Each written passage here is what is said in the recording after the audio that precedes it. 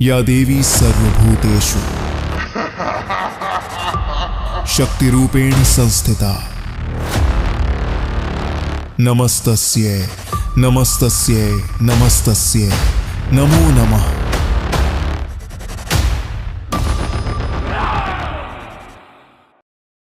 सृष्टि के प्रारंभ से ही धर्म और अधर्म की लड़ाई चलती आ रही थी, परंतु इस बार यह युद्ध असुरों और देवताओं के बीच नहीं था। रक्त की प्यासी तलवारें, धधकते हुए महायुद्ध के मैदान और एक ऐसा असुर जिसे बार बार मारने पर भी वह और अधिक शक्तिशाली होकर पुनर्जीवित हो जाता था। यह कोई साधारण दैत्य नहीं था, यह महादानव था। हर बार जब उसका रक्त धरती पर गिरता, वहां से हजारों नए रक्त बीज जन्म ले लेते। देवता थक चुके थे, योद्धा हार चुके थे और संहार का अंत दिखाई नहीं दे रहा था। लेकिन जब सृष्टि संकट में हो, जब विनाश अवश्यंभावी लगे, तब काल से भी परे एक शक्ति जन्म लेती है। वह शक्ति जो केवल सृजन ही नहीं, संहार का भी आधार है। वह शक्ति जो महाकाल की संहारिणी है। महाकाली, उनके आगमन से दिशाएं कांप उठी। उनका अट्टहास सुनकर स्वयं मृत्यु भयभीत हो उठी। उनकी आंखों की ज्वाला से समय भी जलने लगा और तब प्रारंभ हुआ इतिहास का सबसे भयंकर युद्ध। यह युद्ध था काल और महाकालिनी के बीच। एक ओर था अमृता का अभिशाप, दूसरी ओर थी संहार की देवी। रक्त बीज का अंत कौन करेगा? क्या महाकाली इस महादानव को रोक पाएंगी? क्या सृष्टि को इस महाविनाश से मुक्ति मिलेगी? आइए इस कथा में प्रवेश करें और साक्षी बने मां काली के अद्भुत, अविश्वसनीय और महाविनाशकारी तांडव के। रात का अंधकार घना था। दूर किसी जंगल के बीच एक विशाल चिता जल रही थी। लपटें आकाश तक उठ रही थीं, लेकिन कोई नहीं जानता था कि इस जलती चिता से दो भयंकर शक्तियां जन्म लेने वाली थीं। और फिर अग्नि से उठे दो विकराल असुर, महिषासुर और रक्तबीज।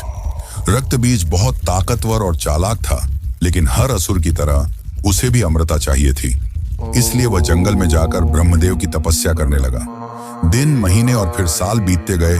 उसकी तपस्या इतनी कठोर थी कि ब्रह्मांड हिल चुका था। आखिरकार उसकी भक्ति से प्रसन्न होकर सृष्टि के रचयिता ब्रह्मा जी प्रकट हुए।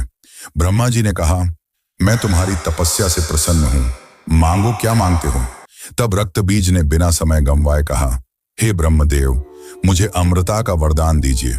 ब्रह्मा जी ने अमृता का वरदान देने से मना कर दिया और कहा, यह सृष्टि के नियमों के अनुकूल है। जिसने जन्म लिया है उसकी मृत्यु निश्चित है। यह सुनकर रक्तबीज ने चालाकी दिखाई और ऐसा वरदान मांग डाला जो अमृता से मिलता जुलता था। रक्तबीज ने कहा, तो फिर मुझे ऐसा वरदान दीजिए कि जब मेरे रक्त की बूंदें धरती पर गिरें तो वहां से एक नया रक्तबीज जन्म ले। ब्रह्मा जी ने कहा, तथास्तु। रक्तबीज अब अपार शक्ति से भर चुका था। अब रक्तबीज पाताल लोक पहुंचा और पाताल लोक पर कब्जा करके वहां शासन करने लगा। एक दिन अचानक उसे महिषासुर की याद आई और उसने महिषासुर को ढूंढना चालू किया। लेकिन तभी उसे पता चला कि महिषासुर को तो कई वर्षों पहले किसी 10 हाथों वाली देवी ने मार दिया है। जैसा कि हम सभी जानते हैं, महिषासुर को माता दुर्गा ने मार डाला था। यह सुनकर रक्तबीज क्रोध से भर गया और उसने निश्चय किया कि वह उस देवी को खोजकर बदला लेगा। कई वर्षों तक ढूंढने के बावजूद उसे वह देवी नहीं मिली। तब रक्तबीज ने सोचा कि शायद देवी देवताओं की पूजा करने वाले साधुओं को जरूर उसके बारे में पता होगा, और इसलिए उसने साधुओं को मारना शुरू कर दिया। पर किसी भी साधु के पास उसके प्रश्नों का उत्तर नहीं था। और दूसरी ओर शुंभ और निशुंभ नाम के 2 असुर ब्रह्मा जी की तपस्या कर रहे थे। वर्षों की कठिन तपस्या के बाद ब्रह्मा जी प्रकट हुए और उन्हें भी महिषासुर से मिलता जुलता वरदान दिया, यानी कि उनका भी वध केवल एक स्त्री द्वारा ही किया जा सकता है। दरअसल जब शुंभ और निशुंभ ब्रह्मा जी की तपस्या में लीन थे, तब उसी बीच इंद्रदेव ने निजी विवाद के चलते उनके बड़े भाई नमोची को मार दिया। और जब वरदान पाकर शुंभ और निशुंभ अपने राज्य लौटे, तब नमोची की मौत की खबर सुनकर वे गुस्से से लाल हो गए और तुरंत ही स्वर्ग पर हमला करने चले गए। स्वर्गलोक में इंद्रदेव समेत सभी देवता नृत्य का आनंद ले रहे थे।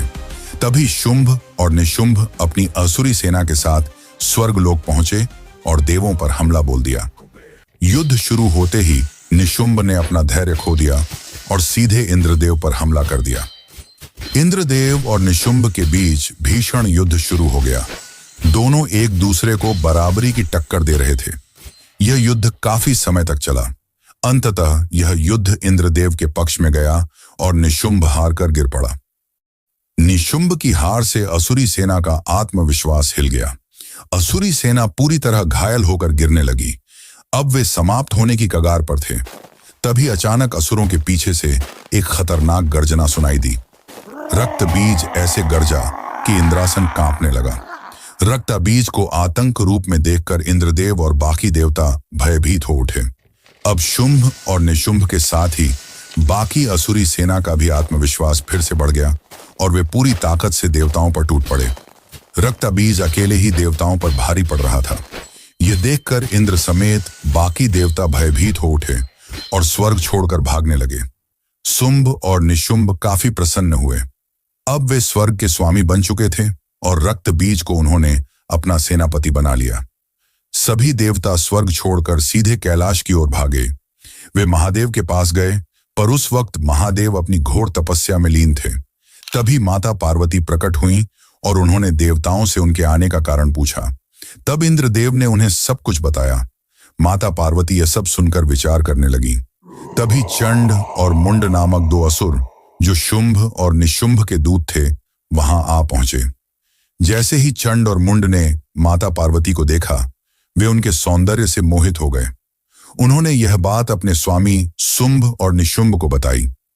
शुंभ और निशुंभ ने चंड और मुंड को यह आदेश दिया कि उस सुंदर स्त्री को यहां स्वर्ग में ले आओ, जिसके पश्चात चंड और मुंड अपनी विशाल सेना लेकर कैलाश की ओर चल पड़े। वहां पहुंचकर चंड और मुंड ने अपने स्वामी का प्रस्ताव माता पार्वती के सामने रखा और उन्हें अपने साथ चलने को कहा। माता पार्वती के इनकार करने पर उन्होंने उन्हें केश पकड़कर ले जाने की धमकी दी। यह सब सुनकर माता पार्वती क्रोधित होने लगी, पर चंड और मुंड उनका अपमान करते जा रहे थे। वे उन्हें काफी अपशब्द कहने लगे, जिन्हें सुनकर देवताओं की रूह कांप गई। वहीं दूसरी ओर दिव्य लोक में बैठी माता दुर्गा अपने ही अवतार का इस प्रकार अपमान होते देख क्रोध से भर गईं और उन्होंने तुरंत भगवान शंकर को दिव्य संकेत भेजा, जिसके पश्चात महादेव के कंठ का हलाहल विष का एक अंश माता पार्वती में समा गया। विष के प्रभाव से माता पार्वती का स्वरूप बदलने लगा। अब माता पार्वती अपने प्रचंड रूप में थीं। उनकी आंखों में अग्नि जल रही थी, उनके कंठ से भीषण गर्जना निकल रही थी और उनके भीतर से एक विशाल शक्ति प्रकट हुई, माता काली, जिन्हें महाकाली भी कहा जाता है। क्षण भर में महाकाली ने चंड और मुंड का वध कर दिया और उनकी असुरी सेना को भी समाप्त कर दिया। जब यह बात शुंभ और निशुंभ को पता चली, तो वे महाकाली के भयानक रूप का वर्णन सुनकर भयभीत हो उठे और उन्हें ब्रह्मा जी का वरदान याद आ गया। वरदान के अनुसार उनका वध केवल एक स्त्री कर सकती थी। अब शुंभ और निशुंभ चिंता में डूब गए। तभी उन्हें अपने मित्र और सेनापति रक्तबीज का ख्याल आया। रक्तबीज को जब यह बात पता चली, तो उसे लगा कि हो ना हो, यह वही स्त्री होगी जिसने महिषासुर का वध किया था। जिसके पश्चात रक्तबीज बदले की भावना से जलने लगा और तुरंत ही महाकाली का वध करने कैलाश की ओर चल पड़ा। रक्तबीज को अपने वरदान का घमंड था। जब वह महाकाली के समक्ष गया, तो उसने कहा, देवी, तुमने चंड और मुंड को मारकर अपनी मृत्यु को आमंत्रण दे दिया है। मैं अमर हूं, मुझे कोई नहीं हरा सकता। माता काली की आंखों में क्रोध की ज्वाला जल उठी। उनका विकराल स्वरूप और भी भयावह हो गया और उन्होंने अपनी तलवार से रक्तबीज पर हमला कर दिया। लेकिन जब रक्तबीज के खून की बूंदें धरती पर गिरी, तो वहां से फिर एक नया रक्तबीज पैदा हो गया। लेकिन माता काली का क्रोध भयानक था। वे बिना रुके उन सभी रक्तबीजों को काटती रहीं, पर रक्तबीज की संख्या और भी बढ़ती जा रही थी। देखते ही देखते पूरा मैदान रक्तबीजों से भर गया। अब देवी काली का गुस्सा बेकाबू हो गया और वह रक्तबीजों के सर काटने लगी। लेकिन मरने के बजाय रक्तबीज और भी अधिक संख्या में पैदा होने लगे। लंबे समय तक यह युद्ध चलता रहा, लेकिन कोई नतीजा नहीं निकल सका और युद्ध बिना रुके चलता रहा। कई दिन बीत गए, लेकिन देवी काली के भयानक प्रहारों के बावजूद रक्तबीज की संख्या लाखों में पहुंच गई। इतने सारे रक्तबीज देखकर इंद्रदेव सहित अन्य देवताओं ने माता काली की मदद करने की कोशिश की, लेकिन उलटे देवी काली ने उन्हें चेतावनी दी कि वे इस युद्ध से दूर रहें। उनकी इस चेतावनी को सुनकर देवता सहम गए और युद्ध को दूर से देखने लगे। तभी माता दुर्गा ने माता काली को दिव्य संकेत भेजा और कहा कि यदि रक्त की बूंदें गिरने से रक्त बीज जन्म लेते हैं तो इसका एकमात्र उपाय यही है कि उसका रक्त धरती पर गिरे ही ना। अब माता काली का रूप और भी प्रचंड हो गया। उनका शरीर विकराल और उनका कंठ और भी काला पड़ गया। देवी ने अपनी समस्त शक्ति एकत्रित की और सभी रक्त बीजों को अपने मुख में खींचना शुरू कर दिया। वे रक्त बीज के शरीर से बहने वाले हर रक्त को पीने लगी, जिससे उसकी कोई भी बूंद धरती पर न गिर सके। और इस तरह माता काली ने सभी रक्त बीजों का अंत कर दिया। देवता अत्यंत प्रसन्न हुए, लेकिन माता काली का क्रोध शांत होने के बजाय और भी बढ़ता जा रहा था। उनके भीतर की प्रचंड ऊर्जा अब भी विकराल रूप में प्रकट हो रही थी। माता काली का प्रचंड रूप अब संपूर्ण सृष्टि के लिए एक भयावह विनाश का संकेत बन चुका था। रक्त बीज का अंत हो चुका था, लेकिन देवी का तांडव थमने का नाम नहीं ले रहा था। उनका विकराल स्वरूप संपूर्ण ब्रह्मांड को भयभीत कर रहा था। देवता भयभीत थे, पृथ्वी स्वयं धधक रही थी और जोर जोर से कांप रही थी। तब सभी देवता महादेव के पास पहुंचे और उनसे विनती की कि केवल वे ही इस महाप्रलय को रोक सकते हैं। महादेव ने गहरी सांस ली और तुरंत माता काली के तांडव स्थल पर पहुंचे और महाकाली के रास्ते में जाकर लेट गए।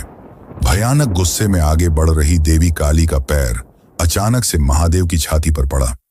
अपने प्राणप्रिय स्वामी को अपने पैरों के नीचे देखकर उनका क्रोध शांत हुआ और उन्हें अपनी गलती का एहसास हुआ। फिर देवी काली अचानक मूर्छित होकर गिर पड़ी। तब महादेव ने उन्हें उठाया और अपने साथ वापस कैलाश ले आए। तो दोस्तों, इस प्रकार रक्त बीज के अंत के साथ साथ माता काली के प्रचंड तांडव का भी समापन हुआ और सृष्टि पुनः अपने संतुलन में लौट आई।